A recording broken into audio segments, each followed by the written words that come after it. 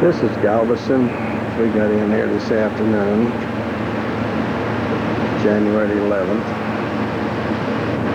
We're going to sightsee tomorrow, maybe the next day.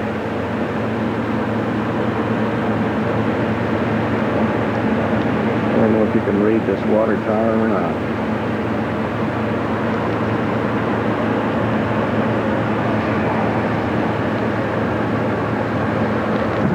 This is Galveston. These ships are in dry dock, as you can see. I think you can see.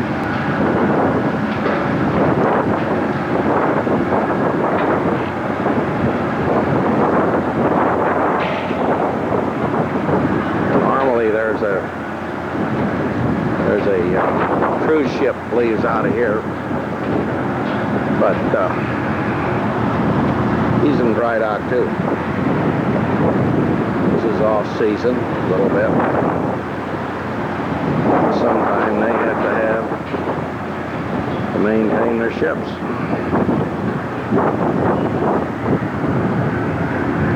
At the Railroad Museum, and these are different cars that are parked outside. And of course, nothing in Galveston opens until 10 o'clock. And of course, being the early birds that we are, here we are at 9 o'clock. And that says the Southern Pacific. It's an engine. It looks like it's in well repair. And these other cars along here are just in on the track area.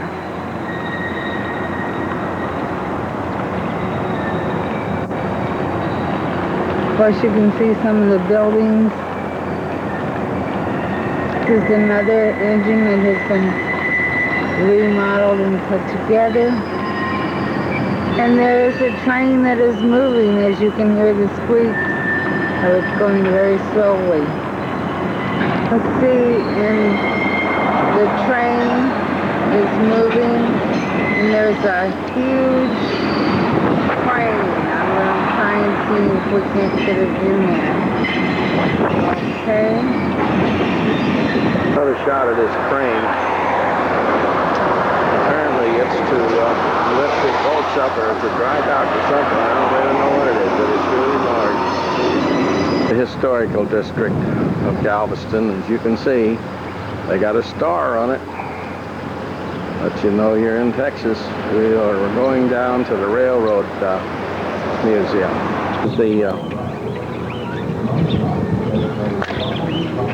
This is the Mary Elizabeth I, named after Moody's daughter or granddaughter, I don't know which. You cannot climb on this one. Okay.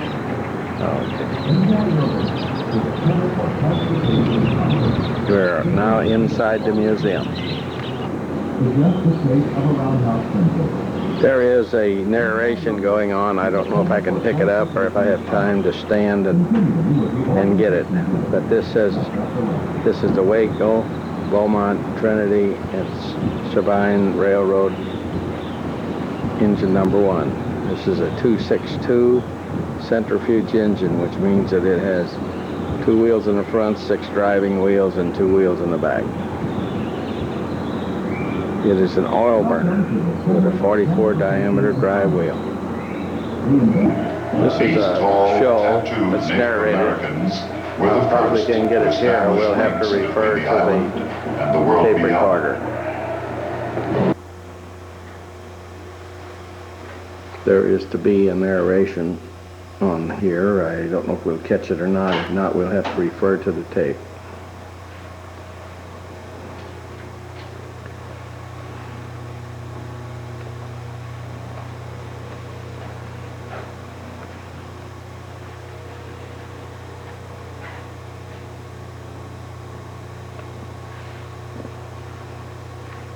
This is a mirror in the back of the room, cutting the room in half, making it look twice the size.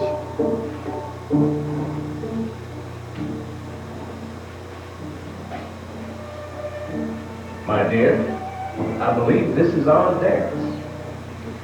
Of course.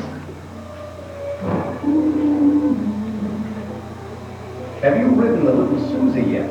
Oh, yes. What a darling little train. We rode all the way down the island for a picnic at Lafitte's Grove. You know, last month I went all the way to New York. Of course, the trains are somewhat larger. Well, I'm quite content saying I love the city. You'll have to refer to the tape recorder. I can't record all of this at once. This is the third of four theaters in here. And the next, And apparently we're going to have to refer to the tape recorder. Coming at us from the bay as well as the Gulf. Well, there just seemed to be water everywhere. Some of us were able to get up into the big houses and stay out of the worst of it. But not everybody. When the course of events changed dramatically for the city of Galveston. Yet in adversity, there was challenge, and the people of Galveston were not to be intimidated. Thinking about it today, the Corps of Engineers surely faced a monumental task. You see, it was necessary to build up the center of the island several feet above sea level and protect the Gulf shore with a seawall. Buildings were jacked up and sand was pumped in for fill. The Corps literally raised the whole city. Of course, all the pipes and pavement and cables had to come up too. It was a superhuman commitment. But the Corps and the city knew there was just no other way for the island to survive. And then there was the causeway, of course. That broken link had to be replaced. This time with concrete and steel. Well, there's no question that the seawall protected us from the severity of other storms. But it just couldn't restore confidence in our commercial enterprises. You see, most of the big corporations moved on up to Houston. Then the ship's channel was completed, and it wasn't long before the development around the Houston port overtook ours, and it became tougher and tougher to compete.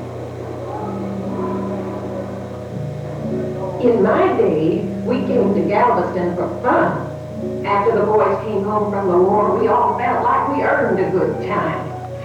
We started taking the train down to Galveston, and those weekend trips became a habit we maintained for years. There were bathing beauty contests and a dance pavilion and the nightclubs and the gambling. It was quite sophisticated. Gambling income was quick and for the most part welcome. But it was the shipyards and the strategic importance of Galveston during both world wars that finally brought a kind of affluence back to the city. But once again, the prosperity proved short-lived, and despite the continuing operation of the wars, post-war depression and the burgeoning of Houston cast a shadow on the city throughout the 1950s and 60s. People came to the beach each summer, and the medical school grew into a sprawling community. The banks and insurance companies. This is different materials that came through the port of Galveston.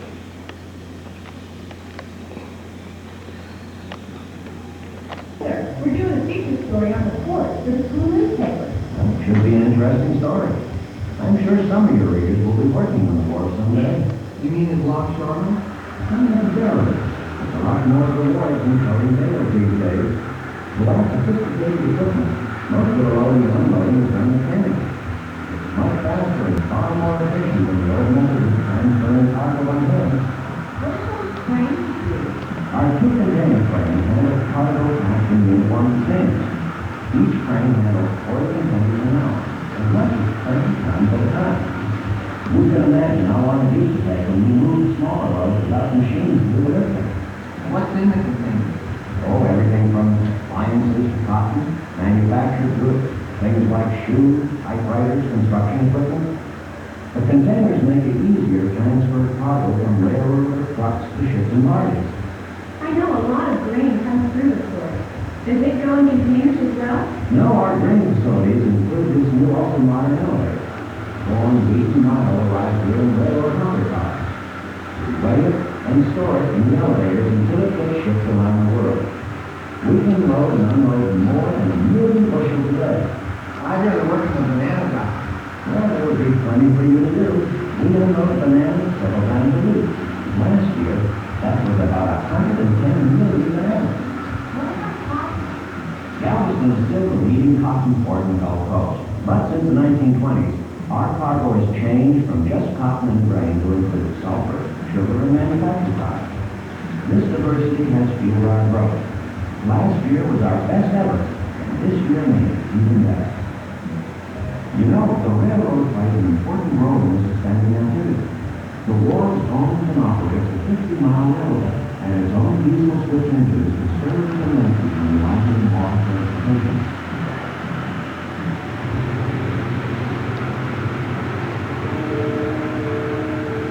Before we leave today, send the members to what the operating model we were developed. Well, thanks very much for your time. I think we have another article. Anytime at all. And if you need more information, just call my office. This is a mirror in the ceiling that looks straight down and gives you a different perspective.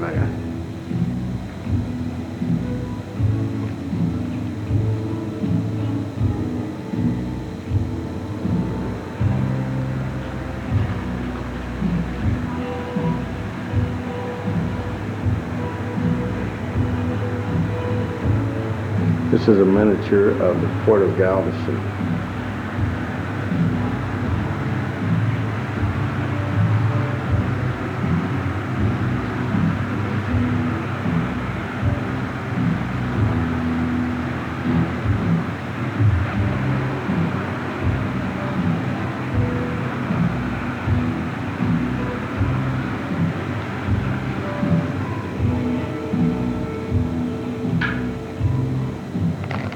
This is the old waiting room. All of the statues are made in white because they are to be ghosts of the past.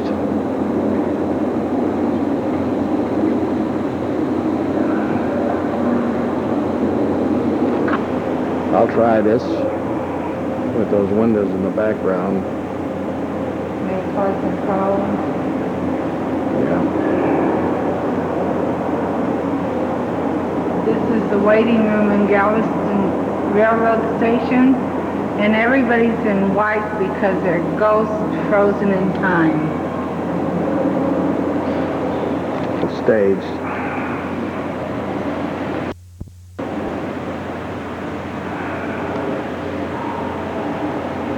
This is still in the old railroad station. The collection of old trains. I'll try to get some better pictures.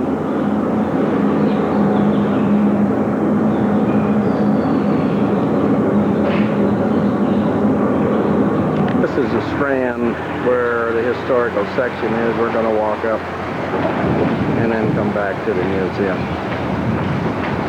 Set up just like you find in any town that rebuilds their historical district. Tourist traps.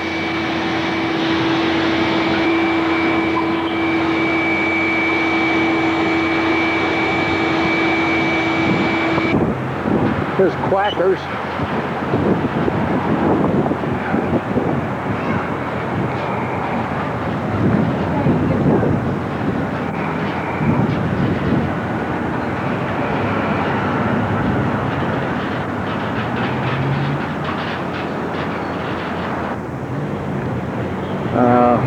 I don't really know what these are.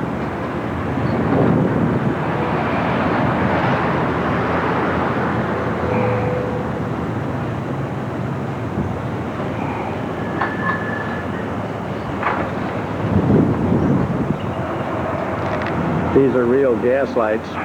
Kind of reminds you of the old Gaslight Square that we used to have in St. Louis.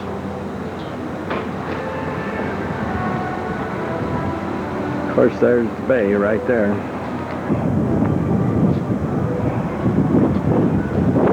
Mary's seen the ice cream cone.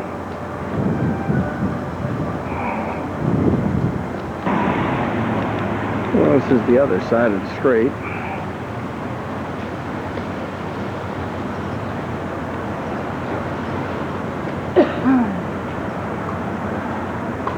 Here's Lafitte's. Got smoothies at Gourmet.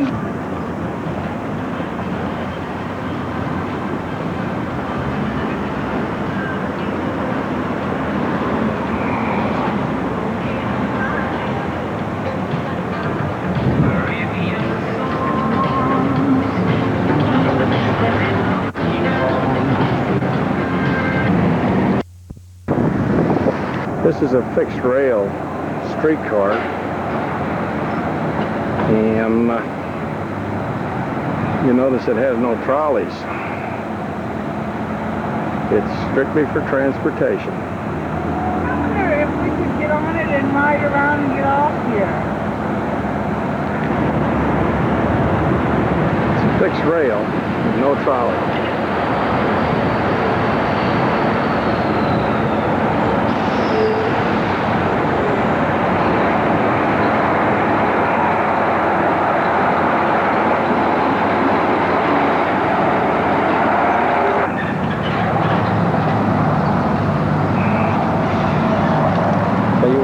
This is inside what they call the peanut factory, peanut butter factory or something. You can see what it is. We're going to have a cup of coffee here.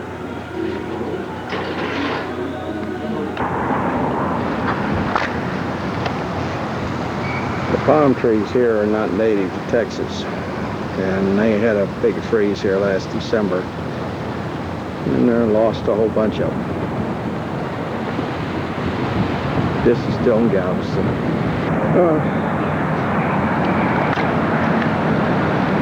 Going to take this little tram ride around Galveston in about an hour and a half, I think.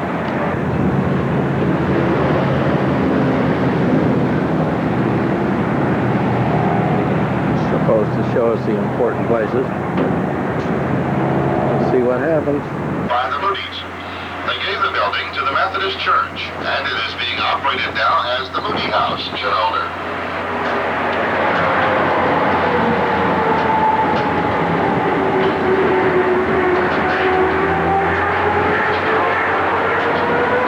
This is along the seawall.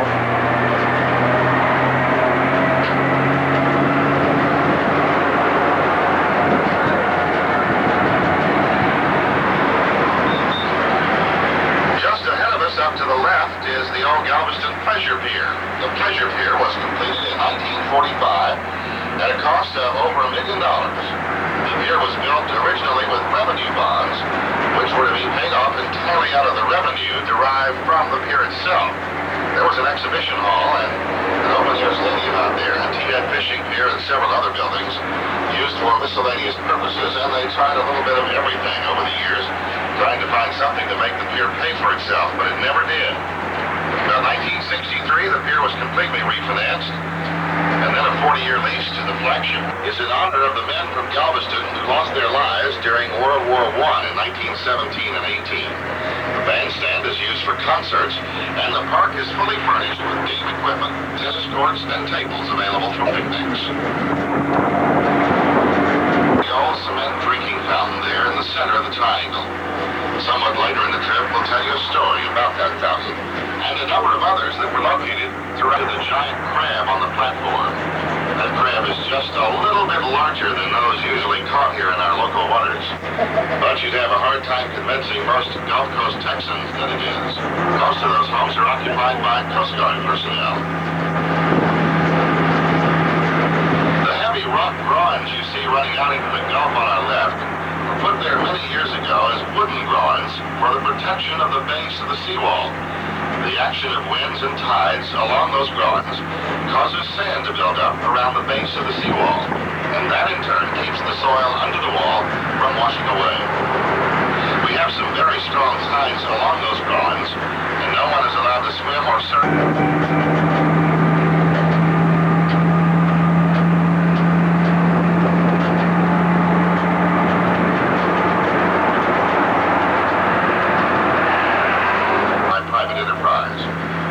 This is a group of apartments coming up on our right, built in 1964. The other larger buildings a little further over to the right. Back at the apartments at this point were also part of Fort Crockett. Those buildings are used today by both the federal government and by Texas A&M. The biological laboratory in the Spanish-American War and was used through the end of World War II.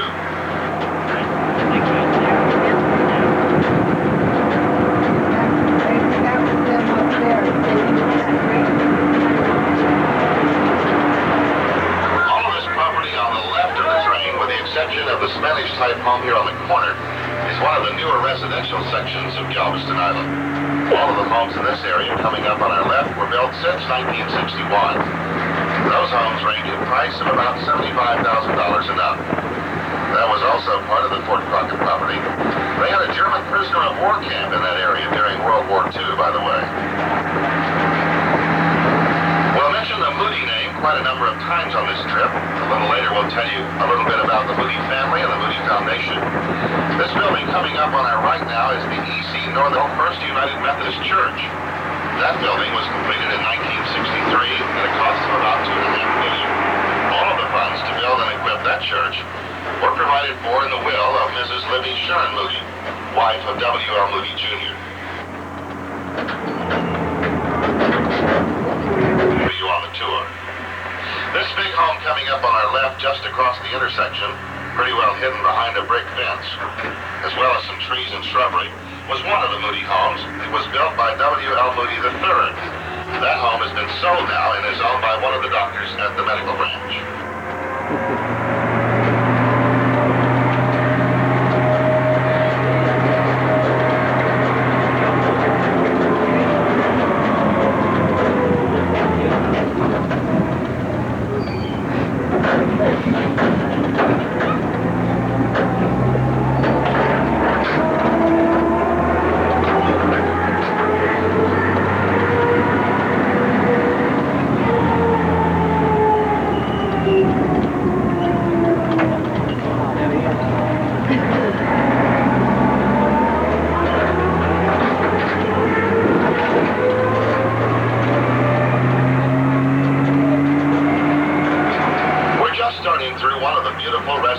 Sections of Galveston. Galveston is also known, by the way, as the Oleander City. While we go through this area and you look at the homes and gardens, we'll tell you how Galveston got that distinction. The first oleanders, which were an old world product, were brought to Galveston Island in 1841 on the trading schooner Joseph Osterman. Several varieties of pink and white flowers were included, and all of those first trees were imported from Jamaica. Mrs. Isadora Dreyer, Mr. Osterman's sister, planted the trees in her garden and along the edge of the street outside her fence. She gave the cuttings and shoots to her many friends and neighbors, and as the island's soil and climate were so well suited to their growth, soon oleanders were blooming on every street in Galveston. As Galveston grew in size, so did the number of oleanders, and even today we have them on every street. There now being about 60 different varieties and colors. The location of those first oleanders can still be found by a little marker in front of the gas company building downtown. It's 41. They tell a simple old legend about the origin of the oleander. In a humble home in Spain, the story goes, a young and lovely girl lay ill with fever. Despite the frantic efforts of the mother to cure the child, by doing all that her slender means permitted, the child grew worse. Finally reduced to illness herself by her unavailing efforts, the mother fell to her knees and prayed to St. Joseph to spare her child. When she arose, the room was filled with a rosy light, which seemed to come from a figure bent over the child, a strange man of noble aspects. He placed on her breast a branch of oleander covered with pink, unfading flowers, freshly plucked from paradise. The rosy light faded, and the mother turned to thank the stranger for the gift, but she was alone with her daughter, who was sound asleep for the first time since the illness began. Again, the mother fell to her knees, this time to give thanks. And since that day, the oleander has also been known as the flower of St. Joseph. These oleanders usually start blooming in Galveston in early April, and they continue to bloom many times by gunfire during the Battle for Galveston. This is another of the most beautiful residential sections in Galveston. These homes in this area run about $100,000 and up, mostly up. The big brick colonial home coming up on our right is probably one of the more elaborate modern-day Galveston homes. This home was built by and is still owned by another member of the famous Moody family. This is the Sherman Moody Jr. home. Over on the left side of the train, the tan home, trimmed in white, was the home of Congressman Clark Thompson. Congressman Thompson is also associated with the Moody family. He married Miss Libby Moody, one of the daughters of W.L. Moody, Jr. Congressman and Mrs. Thompson gave that home to the Trinity Episcopal Church. The church is using the home now as their rectory.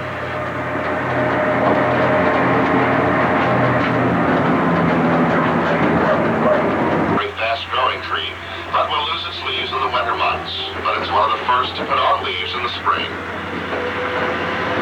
This entire area up here as late as 1920 was a big swamp with a lake in it. This was considered a pretty good fishing spot in those days. They started filling the property and also filled in the lake. The homes in this area are run 40 to 50 years old, with a few exceptions. Some newer homes have been built recently. This is one of the exceptions on our left. That was the rear. We're passing on our left is one that operated the famous Balinese Room, which at that time was a nightclub and gambling casino. The Balinese Room was closed after they eliminated open gambling here, but it was reopened several years ago. It's under an entire new ownership now, and of course there is no gambling.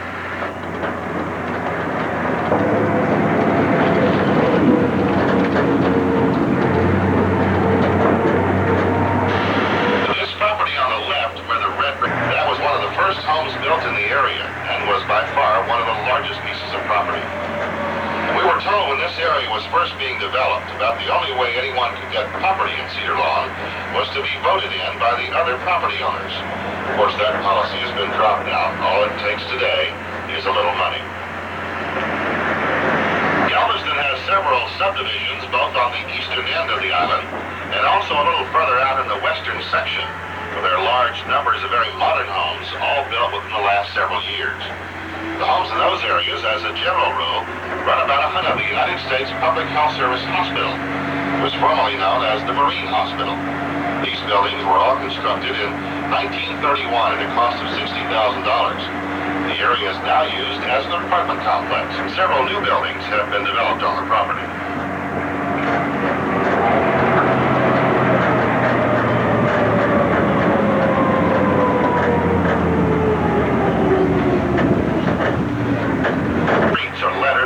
Unusually.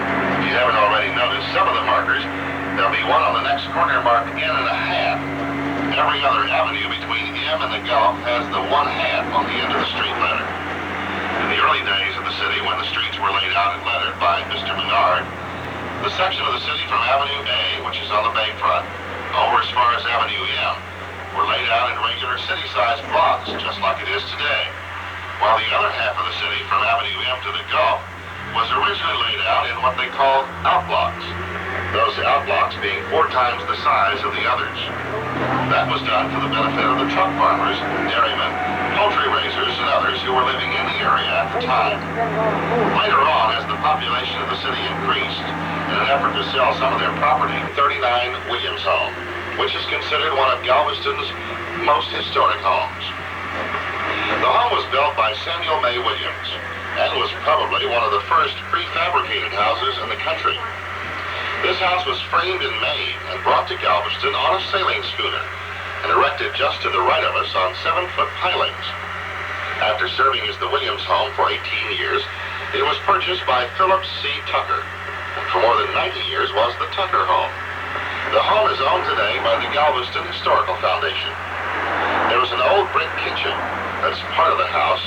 It's partially buried today due to the fact this entire section of the city has been raised in elevation several feet since that house was built, and for some reason they were unable to elevate the brick part of the house.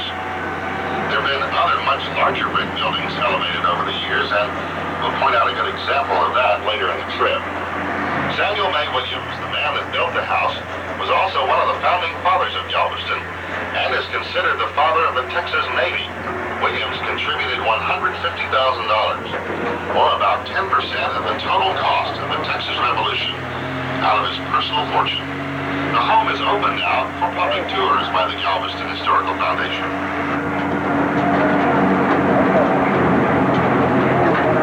This famous colonial home was built in 1847, but was later moved to this site of land, which was once owned by Gail Borden. The house itself is about 1/3 of the old Powhatan Hotel, which was one of the city's first family hotels. But it was a failure because it was too far from town then. The hotel was used later as a boys' military academy, an orphan's home, a social center, and finally divided into 3 parts and made into 3 homes. This one was used as a private home for many years, but is now owned by the Galveston Garden Club. It is now used as the Garden Club Center. This home is also open to the public. It was on the property by one of the Allen brothers, who later founded the city of Houston. In 1843, it became the home of Michael B. Menard, founder of Galveston. It is referred to now as the Menard Home. This home is Greek revival in architecture, and most of the material for it was General Sam Houston is said to have visited this home. Menard was also a trader with the Shawnee Indians, and they visited him sleeping in the yard under the trees. In 1889, the home was sold to Edward N. Kitchens, and it was the Kitchens family home until 1977 when it was sold. The home is awaiting a savior. This Menard home and the Williams Tucker home we pointed out a few blocks back are the 2 oldest existing homes in Galveston. They were built very close to the same time. This church was founded in 1888, but the buildings for the church were built between 1914 and 1957.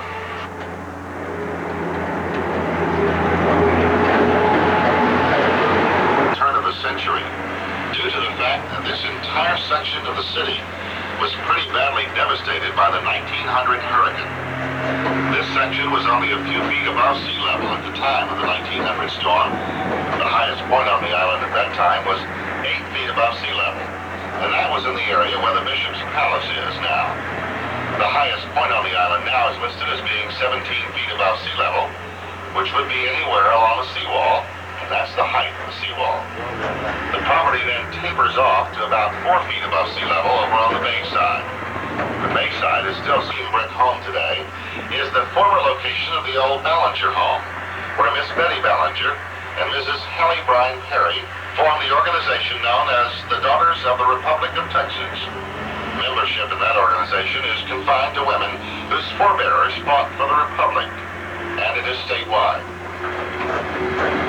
This big home here on the right of us, pretty well hidden behind the trees and shrubbery, is the old Punchy's house.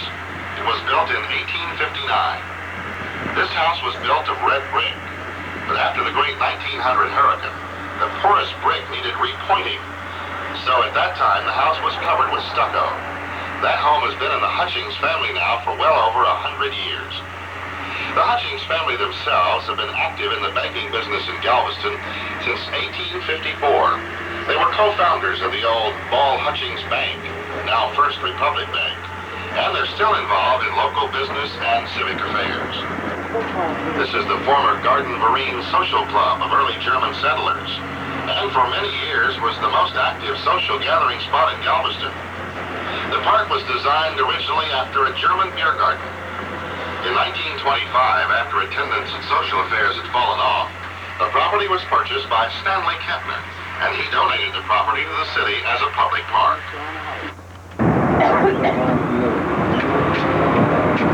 Public school stadium on our left.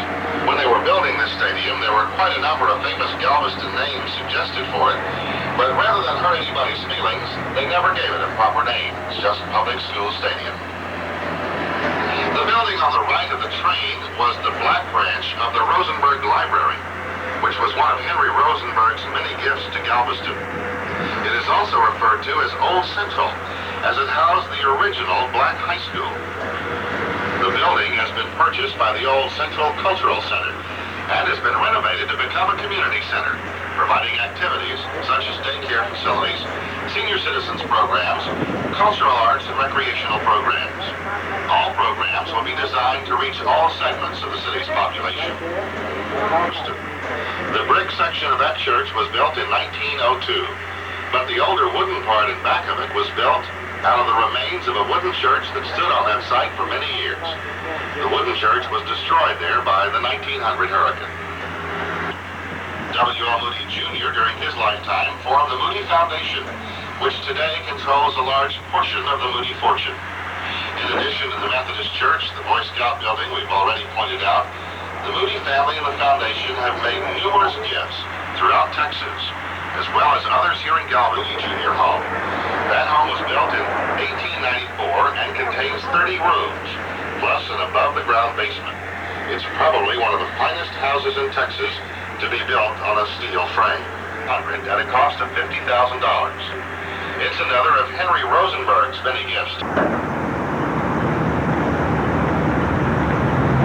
It is a French Renaissance mansion constructed of narrow brick imported from Belgium and was built in 1889. The hospitality of the Seeley Hall at Crossbane. President Benjamin Harrison. Some of the greatest railroad transactions of the Southwest took place in that home.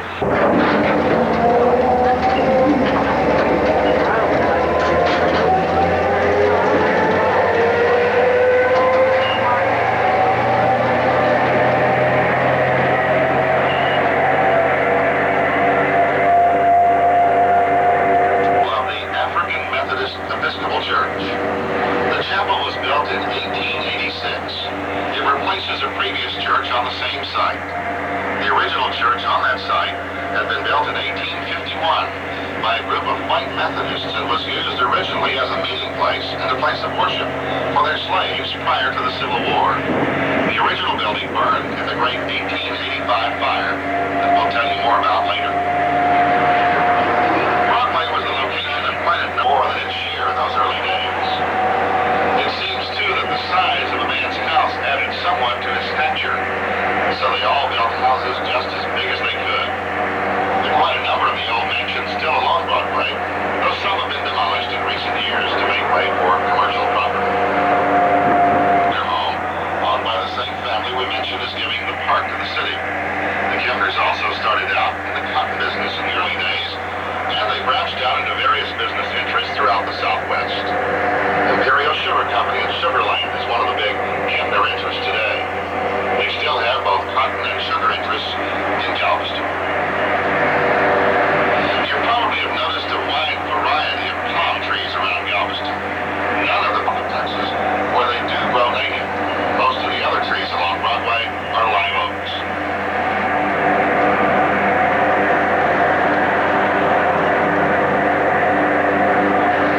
Coming up on our left across Broadway is probably the most lavish home ever built in Galveston.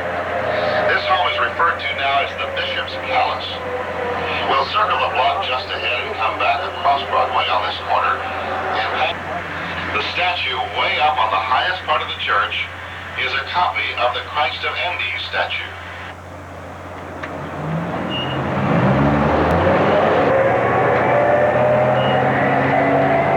It was purchased by the Catholic Church and was presented to the late Reverend Christopher Byrne, who was then Bishop of Galveston, and the building became known thereafter as the Bishop's Palace or the Bishop's Castle. It was said to have cost $250,000 when it was built that many years ago. If the same lavish materials were used today, the cost would onyx, and during the New Orleans Exposition of 1886 was a first prize winner. That mantle is trimmed in solid silver and is valued at more than $10,000.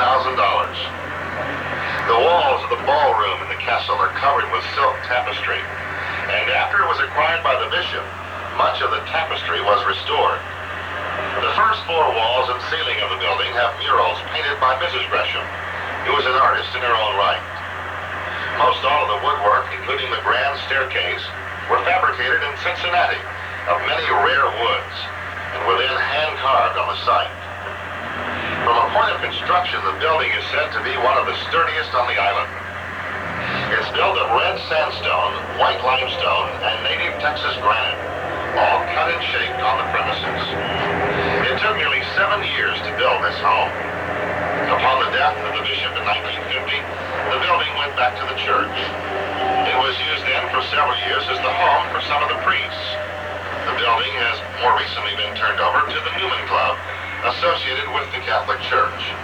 They use the basement, which in this case is on the ground floor, as their club room, and the next 2 floors are open to the public for tours. The home is said to be one of the 100 most outstanding structures in the entire United States.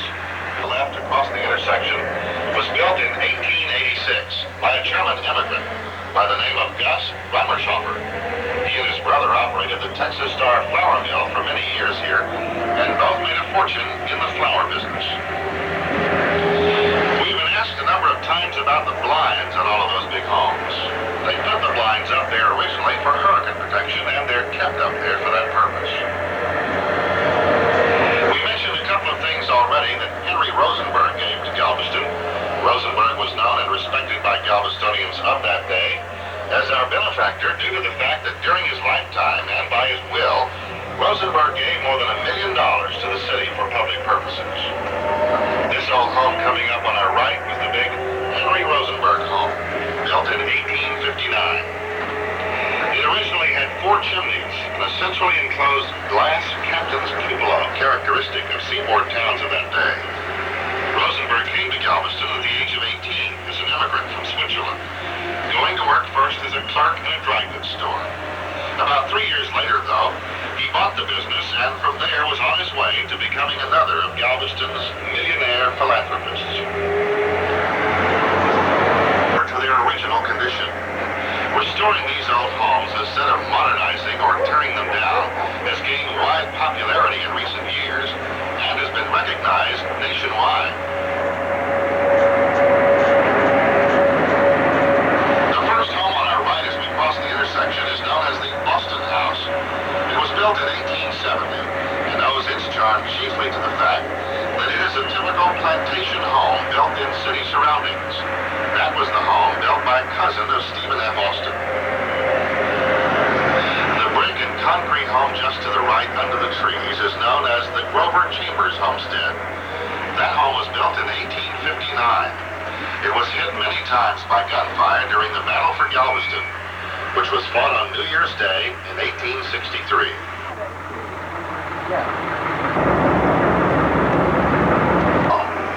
Notice the brick carriage house on the alley as we go by. This house also has a big steel water system, still in use on the outside. This home was built in 1886 and is said to have cost $30,000 when it was built. The home was used for many years by the Dominican High School, which was just to the left of us. That was a Catholic girls' high school, built between 1852 and 1854. That home was built by Wilbur Cherry, one of the founders of the Galveston News. The Galveston News is the oldest newspaper in Texas. It was founded here in 1842 and has been in continuous publication ever since. Most of the big homes throughout this part of the city were either built or were extensively rebuilt after the 1885 fire. That big fire started on the bayfront, still farther to our right, in a machine shop, and it burned across the entire section of the city, burning 42 blocks of town. 568 homes and businesses were destroyed. That was in 1885, while Galveston was still the #1 city in Texas population. Very popular here at one time. There are just a few of those left now. The Presbyterian denomination is the oldest one here, founded in 1840. The first Presbyterian church is coming up on our left, just across the next intersection. This building was built in 1873. The Presbyterian building missed the 1885 fire by just the width of this street we're crossing. The worst damage the building ever had was during the hurricane in 1961. One of the tornadoes spawned by Hurricane Carla hit the back of this church. The red brick building over to the right with so many columns is the old Federal Building, 61. They say it's the only federal building in the Southwest of true Greek Revival architecture. It was pierced by cannonballs during the Civil War. The federal government has recently restored the building and brought it pretty much back to its original standards, and it's still being used by the federal government. This is the oldest church building in Galveston on our left, St. Mary's Cathedral, built in 1847. In its early days, the cathedral burned a signal lamp in the belfry, and it served as a mariner's beacon. That building is modern enough today to be air-conditioned. The cathedral was made possible by a gift of 500,000 bricks from the people of Antwerp, Belgium. The bricks were transported here as ballast on sailing ships. New building as they go in downtown Galveston. This is the Temple of Scottish Rite of Freemasonry, built in 1926. That corner was the birthplace birthplace of Scottish Rite Masonry in Texas, as you can see by the plaque on the front of the building. That corner also was the location of the original Methodist church in Galveston, known as Rylas, had been taken care of as provided by his will. The balance remaining in Rosenberg's estate, about $400,000, was earmarked for that building and maintaining of a free public library for the people of Galveston. Constructed just to the right of us in 1902, it's still one of Texas' most complete libraries. The bronze statue of Mr. Rosenberg was put there in 1906 by the people of Galveston to honor him, and had it demolished in 1962. The white building coming up on our right as we make our turn is the former Jewish temple. That building was built in 1870 and is the second oldest Jewish temple in Texas. It was built to withstand both hurricane winds and waters, and has never had any real problems with those storms except high water. It is used today as part of the Masonic temple. The building coming up on church. The chapel was built in 1882, and it honors the Reverend Eaton, who served the church for many years. Trinity Church was founded in 1841, and their main sanctuary specimen of cathedral architecture. In 1925, the Trinity Building was elevated 4.5 feet with jacks and fed brick building on our right just across the next intersection, which shows 1881 as the building date on it. Most of the buildings in this old part of the city were built in such a way that the bottom floor of the building originally stood 3 to 4 feet above the level of the streets. They did that because the area was subject to flooding. During the great elevation of the city, which took place just after the first section of the seawall was built, was elevated about 3 feet. That brought the streets up pretty much to the bottom floors of most of the buildings. The little building coming up on our right just across the alley is known as the True Heart Adrian's Building, built in 1882. That building housed one of the first real estate firms in Texas and is now owned by the Junior League of Galveston. The building on the corner to the right of us now is the old First National Bank building, built in 1877. That bank was founded in Galveston in 1865, and it was the first national bank in Texas. It now houses the Art Center Gallery and Shop. To your left, at the end of the Strand, the large white Art Deco building is the home of the Center for Transportation and Commerce, an exciting 5-acre, $7 million railroad museum, open every day, 10 till 5. We've just turned onto the Strand, that fabulous thoroughfare of the early 80s and 90s.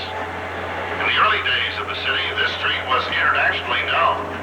This was the center of the wholesale business of Texas, as well as the center of banking activities. This was Galveston in its era of phenomenal growth, when it was the metropolis of Texas. It was on the Strand that hundreds of thousands of dollars changed hands daily as wholesalers supplied the great part of the Southwest with goods of every description. The Galveston Historical Foundation and other organizations are now working to bring this street back to its former prominence in Galveston. You probably noticed the big new office building in the downtown area coming up over to the right of us now. That's the home office building of the American National Insurance Company. The red brick buildings in the U.S., the other two plants in California and New Jersey. From this plant, they ship to all points in the U.S. 10 million tea bags are produced a day here, and the combined production of loose tea in bags is 22 million pounds annually. Of this amount, 85% comes through the port of Galveston. The Galveston Shrimp Fleet, which is commonly called the Mosquito Fleet, is partially based in this area. There are usually about 100 boats in the fleet at all times, but at certain seasons, as many as 200 or 300 may work out of this area. At Pier 18 and 19, most any kind of fishing trip can be arranged. Some boats are out all-day trips out into the Gulf, while others make a morning and afternoon trip of about 4 hours each in the Galveston Bay. We have, of course, covered only a portion of the Galveston Wharves area. These wharves extend about 3 miles along the north edge of Galveston. There are 41 piers, large enough to handle ocean-going ships. No streets at that time, and the waters of the bay came all the way up to this area. Lafitte's house was built very close to the edge of the bay. When Lafitte lived here, his house was known as Maison Rouge, or the Red House. When he and his band were forced to leave the island in 1821, they burned the settlement to the ground. When Lafitte first came here in 1817, the island was still uninhabited, and he set up a tiny empire, proclaiming himself Lord of Galveston. Lafitte had about 1,000 men in his band. While they were here, the town was a nest of slave traders, gambling halls, saloons, smuggling operations, and pirating. They plundered many Spanish ships in the Gulf during that period, on which hundreds of slaves were being transported, and they brought a lot of those slaves here to sell them. One big mistake Lafitte made was when one of his ships plundered an American ship out in the Gulf. That was when the U.S. government stepped in and asked Lafitte to leave Galveston. The United States sent 2 warships over here to help Lafitte make up his mind. Legend has it that he buried his treasure in a spot on the island called 3 Trees, or Lafitte's Grove. However, no known record of that booty was ever found. We'll be going through a portion of their campus in a few minutes, and we'll tell you a little more about the medical center then. We do want to call your attention to a red brick building coming up on our right behind this new parking garage. The rear of the building is towards us, but that's the original building of the University of Texas Medical School, built in 1890. That building was designed by the same man who designed the Bishop's Palace, Nicholas Clayton. Clayton also designed quite a number of other more elaborate homes, churches, and business houses of that day, many of which are still standing. Another portion of the Galveston shrimp fleet is docked in the area, just 24 feet in length, storing them inside out of the weather.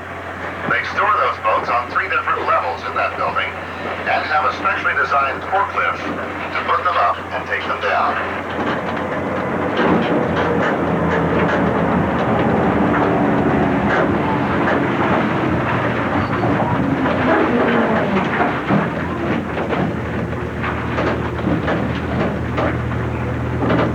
About another half mile ahead of the train up the shoreline is where the ferry starts on its run over to Bolivar Peninsula and Highway 87. There are 4 of these ferries in operation when traffic is heavy, each carrying an estimated 52 automobiles, trucks, and buses. They run about every 20 minutes all day, and they're free. First came here, that was a roosting place for pelicans. Bob Smith built about 350 of these covered docking spaces to the right of us. These covered spaces start renting about $200 a month for the smaller vessels. The prices vary depending on both the size and location, running up to as much as $400 for some of the spaces. They manage to keep most of the spaces pretty well filled at all times. The boats in this area run up to about $500,000 and more. The average price of a yacht is about $3,000 a foot when they get into the 35-foot class and up.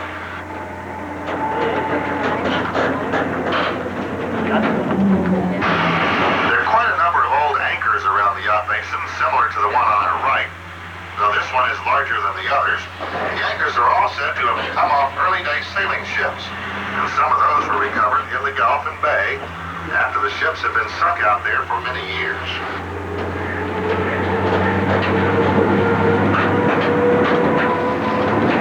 Moody Foundation has donated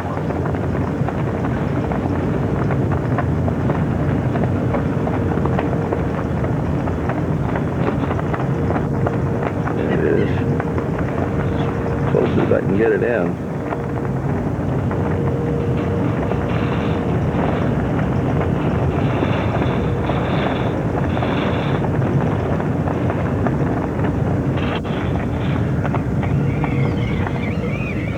I'm trying to take this out through the windshield. I don't know just how it'll take. See if I can pull in some of this on the horizon straight ahead of us.